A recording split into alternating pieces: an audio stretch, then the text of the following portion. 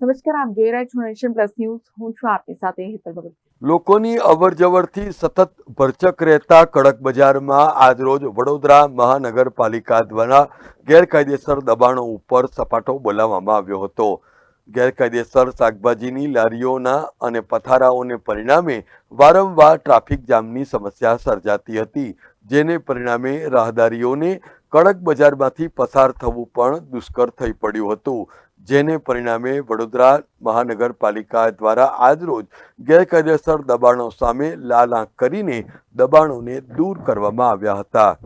પાલિકાએ 2 truck ભરીને ગેરકાયદેસર ઉભેલા લારી ગલ્લાઓ અને પથ્થરોનો મુદ્દામાલ કબજે કર્યો હતો. પાલિકાની આ કામગીરીને પરિણામે કડક બજારનો રોડ સાફ સુથરો અને ચોખ્ખો થઈ ગયો હતો. પાલિકાની આ કામગીરીને પરિણામે સ્થાનિકોને પણ રાહતનો અહેસાસ થયો હતો.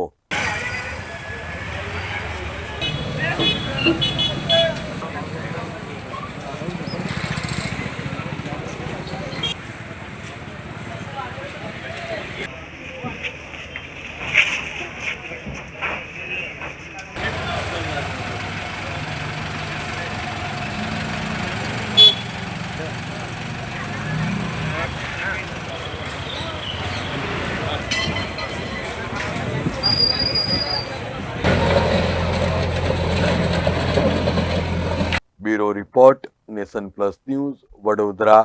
સમાચારોનો સતત અપડેટ મેળવવા માટે અમારી નેશન પ્લસ ન્યૂઝની યુટ્યુબ ચેનલને સબસ્ક્રાઇબ કરો, બેલ આઇકન દબાવો અને જોડાયેલા રહો ફેસબુક, ઇન્સ્ટાગ્રામ અને ટ્વિટર પર.